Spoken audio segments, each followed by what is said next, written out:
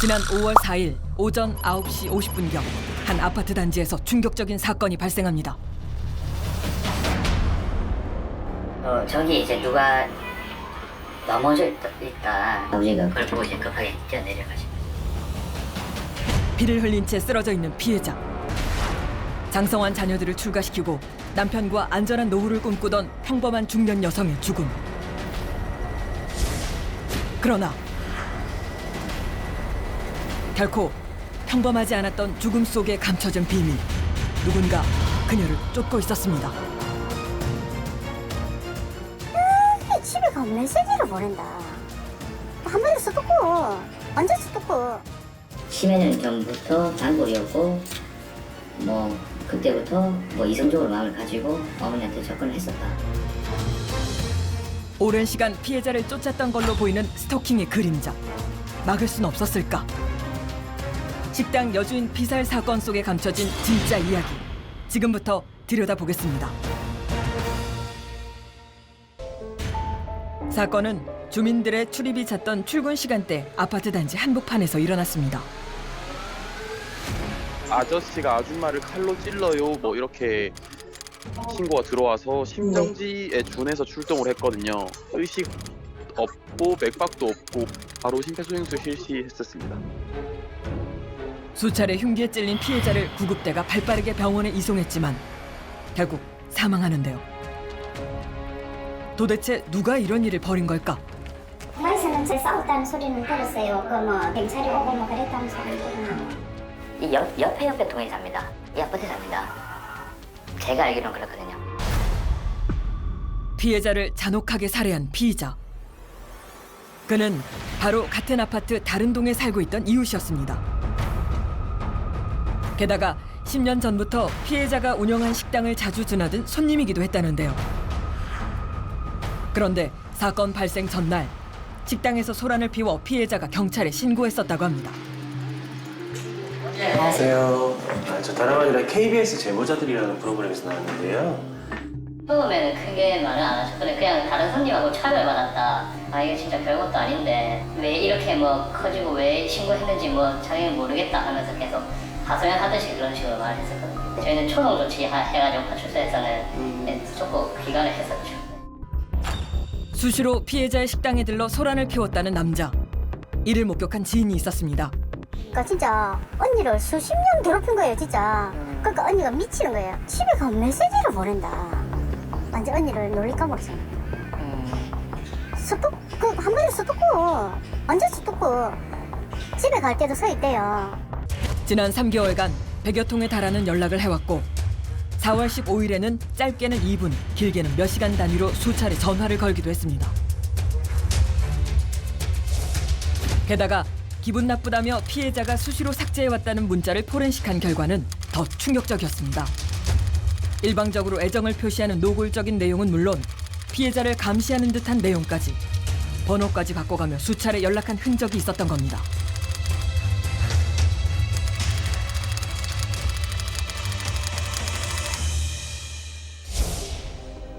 피의자의 부모에게 찾아가 항의도 했었다는 피해자. 맨 처음에는 장난식으로 이 사람을 놀리다가 이거 이놈이 심해지는데 매일마다 와가지고 꼭 손님하고 싸우고 술 먹고 와가지고 행패 부리고.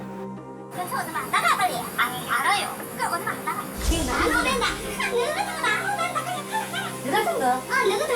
그럼 네가 내 돈을 그렇게 가지고 날. 야, 그렇게 살려야 될까 이까? 이거 아니네 이거. 알 거니까. 잠깐 부를 거 아니에요. 물론.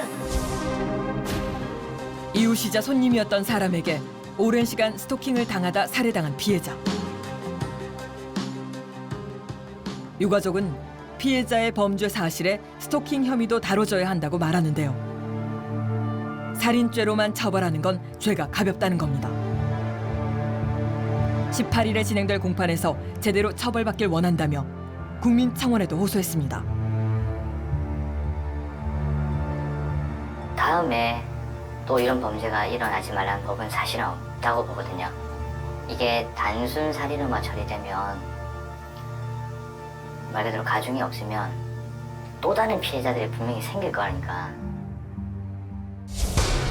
특정인의 의사와 상관없이 정신적, 신체적 피해를 입히고 두려움과 불안감을 조성하는 행위 스토킹.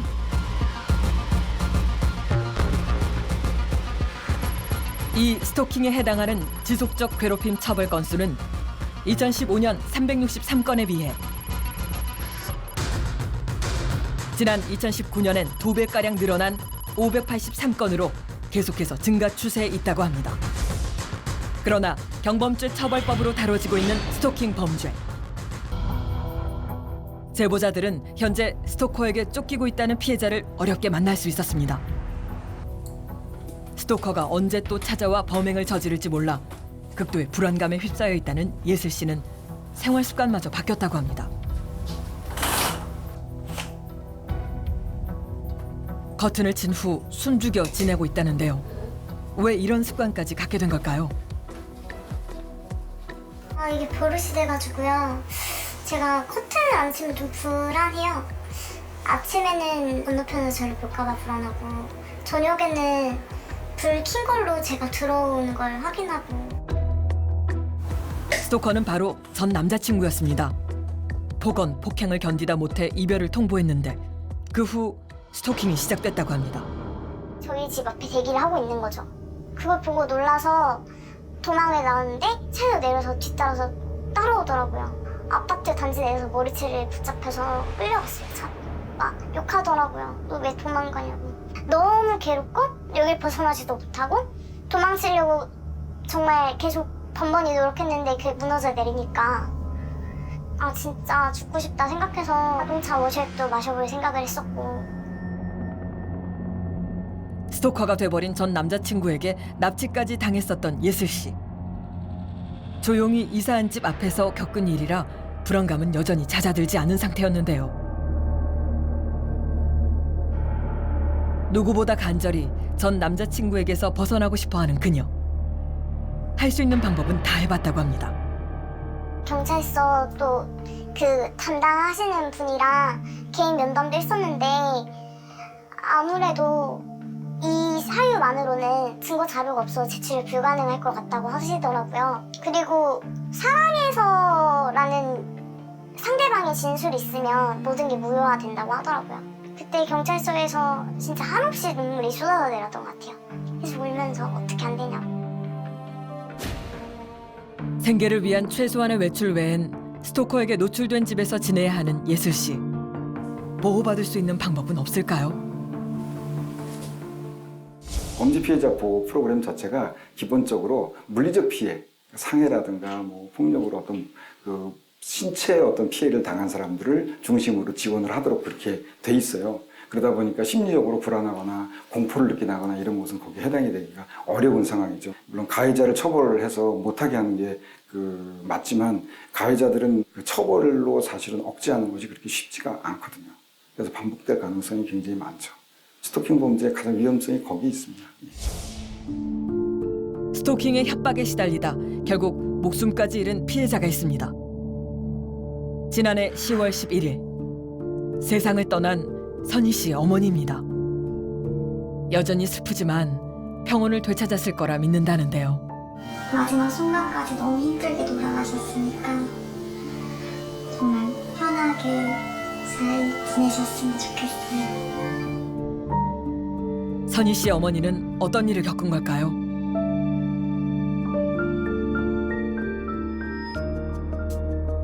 어머니가 당한 끔찍한 사고의 목격자라는 선희 씨를 꽤 번화한 도로가에서 만났습니다.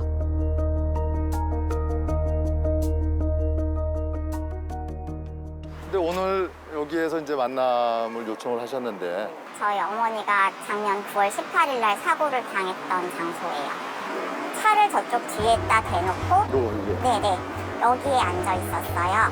이쯤에 앉아 있었고 사건이 발생한 현장이었던 겁니다.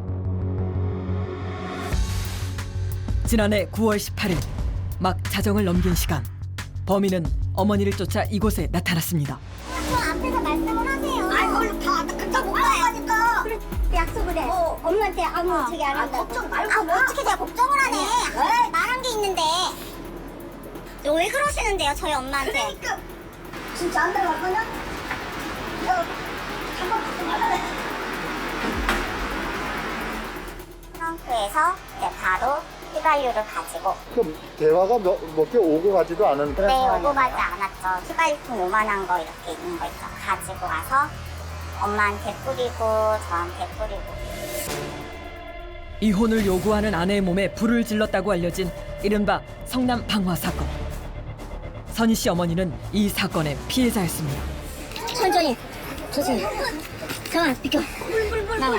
물 부었어. 물 쪽에다 부어요. 저의 제가 보호자예요, 제가. 보호자요? 네. 남자가 저주는 놀래지 마요.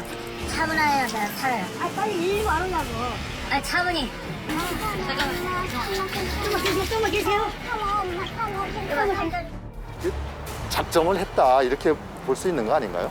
작정을 한 거죠. 저희 집 주소를 대면서 불질러 버릴 거라고 휘발유통 사진을 보내면서 협박을 했었으니까. 결국 사고 발생 24일 만에 화상으로 인한 폐혈증 쇼크로 사망한 피해자. 범인은 불질러 버리겠다는 협박 끝에 살인을 저질렀던 겁니다. 유가족은 사고 당하기 직전까지 범인의 지속적인 협박과 스토킹에 시달려왔다고 주장합니다. 그렇다면 피해자인 선희 씨 어머니는 왜 가출 후 이혼을 요구했던 걸까요? 스토킹으로 돌변한 남편과 어떤 갈등이 있었는지 들어봐야 했는데요. 먼저 두 사람은 각자 장성한 자녀를 두고 재혼한 사이였습니다. 정말 인생을 찾고자 행복을 하고자 재혼을 결심하셨는데 정말 7년 동안 본인의 인생은 없었던 거예요. 재혼을 해서 한 7년간을 그 생활하시다가 이게 도저히 안 되겠다라고 판단을 하시는 거잖아요. 그 결정적인 계기는 뭐 어떤 거라고 생각하세요? 재혼하고 얼마 안 돼서 모텔을 하겠다고 내려왔을 때 그 시점에 엄마가 저한테 했던 말씀이 당신 발등을 찍고 싶다 그러셨어요. 후회하시는 거예요? 재혼이 잘못된 선택임을 직감했다는 피해자. 남편과 운영했던 모텔에서 어떤 일을 겪었던 걸까? 답을 찾기 위해 찾아가 봤습니다. 현재 살인 및 폭행 혐의로 25년형을 받고 항소한 상태로 수감 중인 범인. 그럼에도 모텔은 여전히 운영되고 있었는데요. 잠깐만 왜 어디 가셨어요? 네, 저 KBS에 전화 왔어요. 아니 저희 그때 사과도 드리고 했으니까 그냥 나가주세요. 나가세요. 사과도 하고 그때 해드렸어요. 여기 영업하는 집이라 나가주세요. 네. 나가주세요. 네. 잠깐만 시간 내주시면 되는데. 아 죄송해요. 죄송해요. 이야기를 들을 순 없었습니다. 그런데 평소 글쓰기를 즐겼다는 피해자가 모텔 생활 당시 써놓은 일기가 메일에 남아 있었는데요. 폐렴과 결핵으로 힘든 와중에도 모텔 청소부터 관리 운영 그리고 시부모 봉양 등 쉴 새 없이 일을 해야 했다고 쓰여 있었습니다. 그런 생활에서 벗어나고 싶다는 심경까지 남겨져 있었는데요.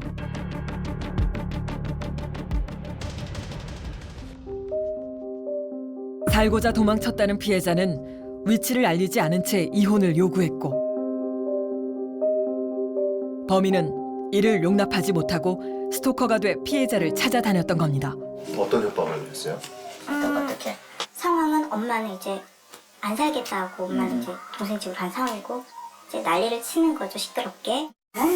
진짜 그냥 살인나게 생겼다. 내가 오늘 상담 올라가서 휘발유 쓰고 가서 밑에서 그냥 불사지르면 나올 거 아니야. 경찰에 신고하겠습니다, 그러면. 한번 해봐. 무슨 결과가 나오나? 이거 협박이잖아요. 협박이 아니라 내가 돈 지르겠다는 협박이잖아요. 왜 네 엄마가 자꾸 피해는데? 왜 피하시겠어요? 뭐 때문에 피해는데? 협박만 하는 사람은 실행에 옮기지 않는다는 경찰의 말을 듣고 돌아서야 했던 유가족. 21년 전부터 꾸준히 폐기와 발의가 반복돼 왔던 스토킹 처벌법. 21대 국회에선 진정성 있게 논의돼야 할 부분인데요. 전문가들은 스토킹이 단순히 스토킹으로만 끝나는 것이 아니라 다른 범죄로 이어지는 범죄의 전 단계라는 점을 강조하고 있습니다. 이런 점을 간과하지 않았다면 목숨을 구할 수 있었던 스토킹 피해자가 적지 않았을 거란 생각이 듭니다. 피해자가 스토킹으로 인해 지속적으로 또 반복적으로 두려움을 느낀다면 그 시점부터 피해자에 대한 보호가 시작되고 예방 차원의 적절한 조치가 시행되어야 할 것입니다. 앞으로 제정될 스토킹 방지법에 반드시 포함시켜야 할 부분입니다.